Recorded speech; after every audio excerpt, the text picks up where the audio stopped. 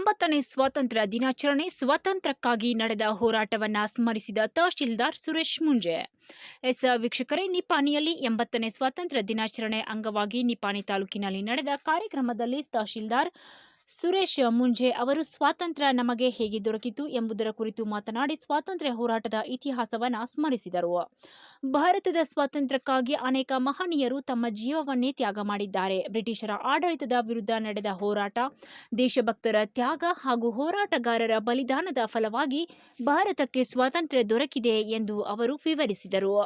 ಸ್ವಾತಂತ್ರ್ಯವು ಕೇವಲ ಆಚರಣೆಗೆ ಸೀಮಿತವಾಗದೆ ದೇಶದ ಏಕತೆ, ಶಾಂತಿ ಮತ್ತು ಅಭಿವೃದ್ಧಿಗಾಗಿ ಪ್ರತಿಯೊಬ್ಬರೂ ತಮ್ಮ ಜವಾಬ್ದಾರಿಯನ್ನು ಅರಿತುಕೊಂಡು ಕಾರ್ಯನಿರ್ವಹಿಸಬೇಕು ಎಂದು ತಹಶೀಲ್ದಾರ್ ಸುರೇಶ್ ಮುಂಜೆ ಅವರು ಕರೆ ನೀಡಿದರು.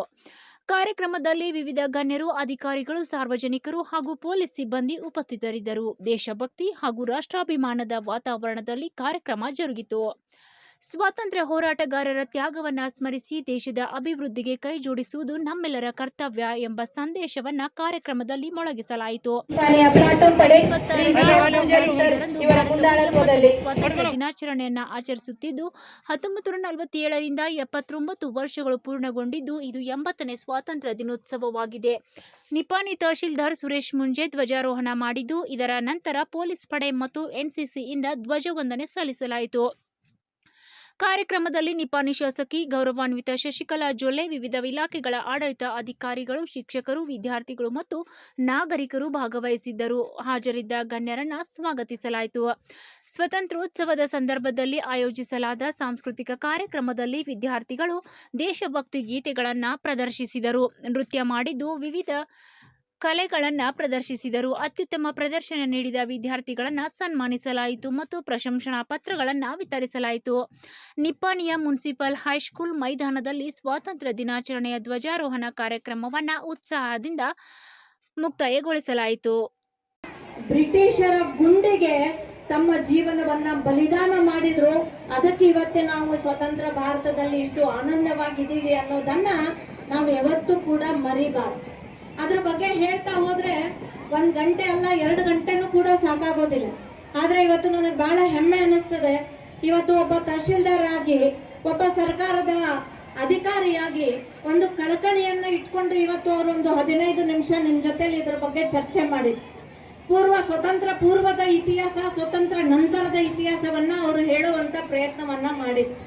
ಆದ್ರೆ ನಾನು ಅವ್ರಿಗೆ ಹೇಳಿದೆ, ಈ ರೀತಿ ನಾವು ಮಾಡ್ತಾ ಇದ್ದೀವಿ, ನೀವು ಮಾಡ್ತಾ ಇದ್ದೀರಿ, ಆದ್ರೆ ಇದು ಜನರಿಗೆ ಮುಟ್ಟುವಂತ ಕಾರ್ಯ ಆಗ್ಬೇಕು, ಜನರಿಗಿಂತ ಮಕ್ಕಳ ಹೃದಯವನ್ನ ಮುಟ್ಟುವಂತ ಕಾರ್ಯ ಆಗ್ಬೇಕು. ಹಾಗಾಗಿ ಮುಂದೆ ಬರ್ತಕ್ಕಂಥ ದಿನಮಾನಗಳಲ್ಲಿ ಅವ್ರು ಹೇಳಿದ್ರು, ಶಿಕ್ಷಣ ಇಲಾಖೆಯಿಂದ ನಾವು ಮಕ್ಕಳಿಗೆ ಈ ತರ ಕಾರ್ಯಕ್ರಮ ಮಾಡಿದ್ರೆ ಮುಂದೆ ಭವ್ಯ ಭಾರತದಲ್ಲಿ ನಮ್ಮ ಮಕ್ಕಳು ಒಳ್ಳೆ ಪ್ರಜೆಗಳಾಗ್ತಾರೆ ಅಂತಕ್ಕಂಥದ್ದು. ಅದಕ್ಕೆ ನಾನು ಇವತ್ತು ಹೇಳ್ತಾ ಇದ್ದೀನಿ, ಸುರೇಶ್ ಮುಂಜೆ ಅವರೇ, ನಾನು ಕೂಡ ನಿಮ್ ಜೊತೆಗಿದ್ದೀನಿ. ನೀವು ಒಬ್ಬ ತಹಶೀಲ್ದಾರ್ ಇರ್ಬೋದು, ನಾನು ಒಬ್ಬ ಶಾಸಕಿ ಇರ್ಬೋದು, ಆದ್ರೆ ಮೊದಲು ನಾವು ಭಾರತದ ಪ್ರಜೆಗಳು ಅನ್ನೋದನ್ನ ಮರಿಬಾರ್ದು. ಹಾಗಾಗಿ ಮುಂದೆ ಬರ್ತಕ್ಕಂಥ ದಿನಮಾನಗಳಲ್ಲಿ ಸ್ವಾತಂತ್ರ್ಯಕ್ಕೋಸ್ಕರ, ನಮ್ಮ ನೆಲಕ್ಕೋಸ್ಕರ, ಜಲಕ್ಕೋಸ್ಕರ ಮಡಿದಂತ ಅನೇಕ ವೀರ ಯೋಧರ ಕಥೆಗಳನ್ನ ನಾವು ನಮ್ಮ ಮಕ್ಕಳಿಗೆ ಹೇಳುವಂತ ಅವಶ್ಯಕತೆ ಇದೆ. ಇವತ್ತು ನನಗೆ ಹೆಮ್ಮೆ ಅನ್ನಿಸ್ತದೆ, ಬೆಳಗಾವಿ ಜಿಲ್ಲೆ ಗಂಡು ಮೆಟ್ಟಿದ ಜಿಲ್ಲೆ ಅಂತ ನಾವು ಹೇಳ್ತೀವಿ, ಕುಂದಾನಗರಿ ಅಂತ ಹೇಳ್ತೀವಿ. ಆದ್ರೆ ಬ್ರಿಟಿಷರ ವಿರುದ್ಧ ಮೊಟ್ಟ ಮೊದಲಿಗೆ ಒಬ್ಬ ಮಹಾರಾಣಿಯಾಗಿ ಕಿತ್ತೂರಿನ ಚೆನ್ನಮ್ಮ ಜರತಾರೆ ಸೀರೆಯನ್ನ ಉಟ್ಕೊಂಡು, ಮೈ ತುಂಬ ಬಂಗಾರ ಹಟ್ಕೊಂಡು, ಕೈಯಲ್ಲಿ ಬಂಗಾರದ ಕಡಗ ಹಿಡ್ಕೊಂಡು ಆರಾಮಾಗಿ ಅವಳ ಜೀವನವನ್ನ ನಡೆಸಬಹುದಿತ್ತು. ಆದ್ರೆ ಇಲ್ಲ, ಆ ಒಬ್ಬ ಕಿತ್ತೂರಿನ ರಾಣಿ ಚೆನ್ನಮ್ಮ ಬ್ರಿಟಿಷರ ವಿರುದ್ಧ ಮೊಟ್ಟ ಮೊದಲಿಗೆ ತನ್ನ ಜರ್ದಾರಿ ಸೀರೆಯನ್ನ ತೆಗೆದು ಸಾದಾ ಸೀರೆಯನ್ನ ಉಟ್ಕೊಂಡು, ಬಂಗಾರದ ಒಡವೆಗಳನ್ನ ತೆಗೆದಿಟ್ಟು, ಕೈಯಲ್ಲಿಯ ಬಂಗಾರದ ಕಡಗನ್ನ ತೆಗೆದಿಟ್ಟು, ಕೈಯಲ್ಲಿ ನಮ್ಮ ಭಾರತ ಮಾತೆಗೋಸ್ಕರ, ನಮ್ಮ ಕರ್ನಾಟಕದ ಭುವನೇಶ್ವರಿಗೋಸ್ಕರ, ನಮ್ಮ ಪ್ರಜೆಗಳಿಗೋಸ್ಕರ ಬಂಗಾರದ ಕಡಗವನ್ನ ತೆಗೆದು ಹೋಗಿದ್ದು, ಕೈಯಲ್ಲಿ ಖಡ್ಗವನ್ನ ಹಿಡಿದು ಬ್ರಿಟಿಷರ ವಿರುದ್ಧ ಮೊಟ್ಟ ಮೊದಲಿಗೆ ರಣಕಹಳೆಯನ್ನ ಊದಿರತಕ್ಕಂತ ಧೀಮಂತ ರಾಣಿ ಅವಳು ನಮ್ಮ ಜಿಲ್ಲೆಯವಳು ಅನ್ನುವಂತ ಹೆಮ್ಮೆ ನಮ್ಗೆಲ್ರಿಗೂ ಕೂಡ ಇರ್ಬೇಕು. ಹಾಗಾಗಿ ನಮ್ಮ ಮಕ್ಕಳಿಗೆ ನಮ್ಮ ಜಿಲ್ಲೆಯಿಂದಾನೇ ಪ್ರಾರಂಭ ಮಾಡಿ ಅವರಲ್ಲಿ ಒಂದು ರಾಷ್ಟ್ರಾಭಿಮಾನ, ಕಿತ್ತೂರಿನ ರಾಣಿ ಚೆನ್ನಮ್ಮನ ಜೊತೆಗೆ ಬಲಗೈ ಬಂಟನಾಗಿ ಸಂಗೊಳ್ಳಿ ರಾಯಣ್ಣ ಇದ್ದ ಅಂತಕ್ಕಂಥ ಇತಿಹಾಸವನ್ನ ನಾವು ನೋಡ್ತೀವಿ. ಒಂದ್ಸಾರಿ ಕಣ್ಣು ಮುಚ್ಚಿ ನೋಡಬೇಕು. ಆ ಆಗಸ್ಟ್ 15 ಆಗಸ್ಟ್ 14 1947 ಮಧ್ಯರಾತ್ರಿಯನ್ನ ಒಂದ್ ಸಾರಿ ನಮ್ಮ ಕಣ್ಣು ಮುಂದೆ ತೆಗೆದುಕೊಂಡು ನೋಡ್ಬೇಕು ಎಲ್ಲರೂ ನಾವು.